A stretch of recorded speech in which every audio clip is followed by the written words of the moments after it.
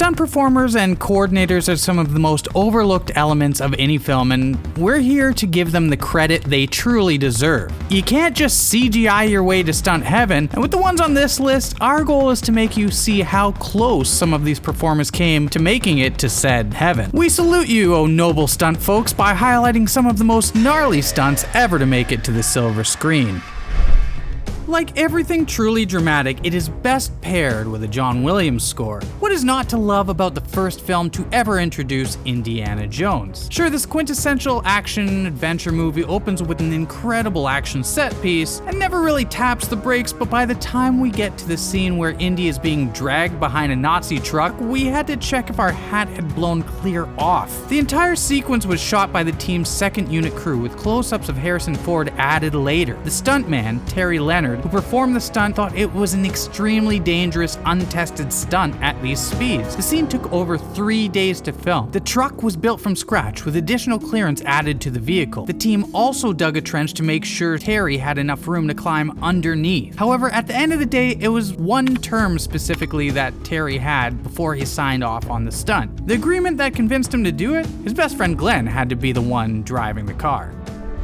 The superbly spectacular spy scenes seen in Skyfall certainly serve us some staggering stunts. And as the VO guy, I'm gonna have to talk to our writers about that level of alliteration. Regardless, we could do a whole video on Bond stunts alone, but in 007's 23rd outing, the opening scene that takes place on top of a train requires special mention. In the scene, Bond and Eve are after a man who stole a flash drive that contains the names of all the MI6 agents who are undercover, and who cares? He jumps on a train, man, and Jimmy, he's gotta go too. There's no green screen or sets, and the actors are actually performing on top of the train with a thin line on their ankles in the worst case scenario. The crane on the back is actively knocking off cars into the road, and the part where it rips the back of the train car off, yep, they actually had Daniel Craig drop into position where the back of the train was being pulled away to get the shot. If that wasn't all enough for you, Bond is then shot, and he falls off the train bridge, which is actually a stunt person falling limply backwards 300 feet into the water. Can you imagine that? It's like the worst backflop ever. Let's be real with each other for a minute. When you're James Cameron, they kinda let you get away with a lot. And that's why no one ever questioned James in the T2 commentary when he said, "See this helicopter going under a freeway overpass?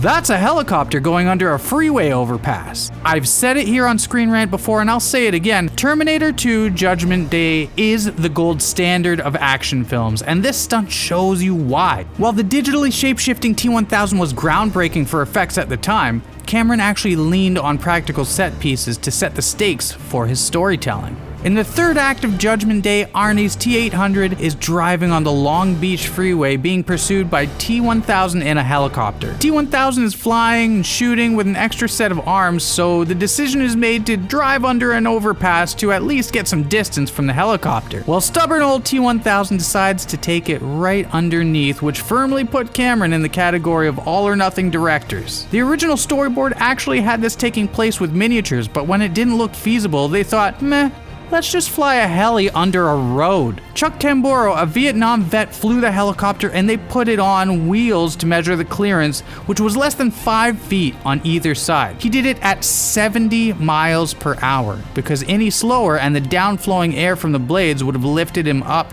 to certainly crash. The camera crew refused to shoot it because of the danger involved, so Cameron just said, "I'll shoot it myself." Nice guy. Christopher Nolan has always been known for incredible visuals, but questions always arise about The Dark Knight Rises in regards to how much of the opening scene was real versus CG. No one cared who I was till I put on the mask. The sequence was filmed in Scotland where Bane and his thugs infiltrate a CIA plane as hostages steal a doctor before ditching the aircraft. It took 3 days to shoot the scene, and a mock CIA plane was built for much of the action inside the plane, tumbling the actors around to give the effect of weightlessness. Outside, however, is a different story, as a giant cargo plane lowers stuntmen to drop onto the CIA plane. From there, the plane tips, the wings fly off, and they blow the whole tail off. In the practice takes, the stuntmen parachuted to the ground, but in the final take, they were able to all be drawn up into the C-130 cargo jet, no problem. Except for maybe a flight suit filled with a little bat guano, I would assume. The finale of the film Police Story has Jackie as a police inspector taking on criminals in a shopping mall. The entire scene and movie is incredible, but at one point Jackie jumps, slides down a pole multiple stories with glass lights exploding all around him the whole way down. Not only did Chan have to jump from a railing and catch the pole, but when the stunt was performed, the lights had heated the pole to scalding temperatures. Chan in a video discussed how there were no wires or safety nets to catch him, and it's natural instinct to let go of a burning pole. However, Jackie held on through the heat and slid the entire way, enduring second-degree burns on his hands. He almost lost his life, but still left that set to shoot scenes for Heart of Dragon the same night with the burnt hands. If Jackie Chan ever starts a Patreon, we should all go top tier. We had to put one more Bond film in, and while the modern context of 007 Man with the Golden Gun might feel dated, it's still one of our favorites. With Sheriff J.W. Pepper chirping non-stop in the car chase after Christopher Lee's Scaramanga, Bond pulls off one of the most daring car stunts ever put to film. The American stereotype of a sheriff asks Roger Moore, "You're not thinking that." "I sure am, boy." And then he proceeds to drive over a rickety tie bridge, spinning 270 degrees in the process. If you ignore the cheesy slide whistle effect, you'll realize how crazy this is for a driver to do, and it actually featured the first use of computer modeling by an aeronautical lab to plan the exact calculations of the stunt. The driver nailed it in one take from multiple angles, which is good news because the same lab also had invented, and this is true, crash test dummies.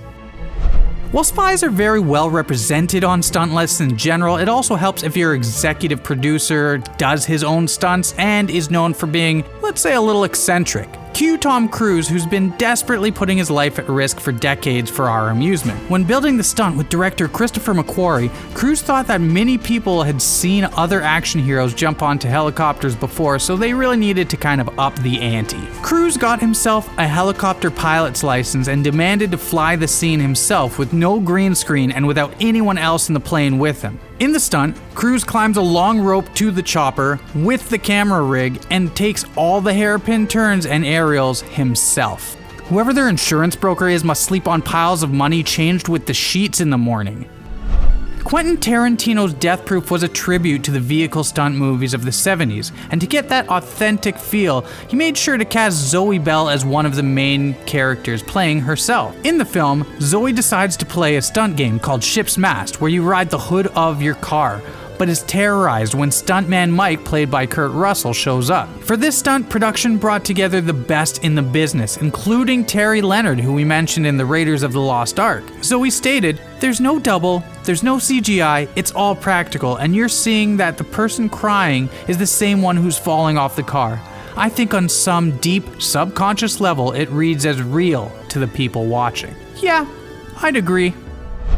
At one point in time, Ben-Hur was the pinnacle of spectacle. It featured a 9-minute chariot race sequence that took a year's worth of planning and required construction of $1 million set. Dynamite was used for chariot explosions. Charlton Heston learned how to ride teams of horses, but the stunt team was brought in for most of the race. A stuntman was driving one of the chariots when one of them spun out of control. The stuntman flew through the air and was almost trampled by the horses on the track. This ended up and can be seen in the final film. The Hollywood rumors that he died, but he actually only suffered some scrapes on the chin, luckily for him. For a film that came out in 1928, this actually really still holds up. Buster Keaton was a master of physical comedy and spared no expense when it came to getting outlandish laughs on film. Steamboat Bill Jr. features what may have been Buster Keaton's scariest stunt. In it, the front of a house is blown off and falls on top of Keaton, who just happens to be standing in the right spot. The set weighed over 400 pounds. The window had only inches of clearance, and Buster's mark was a nail in the ground. Whoa. That's pretty metal. The story goes that most of the crew left and even the cameraman looked away when filming. After looking up the stunts for this video, I really feel there should be an Academy Award category called Best Example of Insanity in a Motion Picture. Maybe Best Actor in a Tuck and Roll. How about Best Achievement in Original Explosions? Look, there's so many different stunts, how do you even classify or judge? Perhaps we just need to come up with a way to let these stunt people know that their jumping off ledges is very appreciated. Just our 2 cents. Don't forget to subscribe.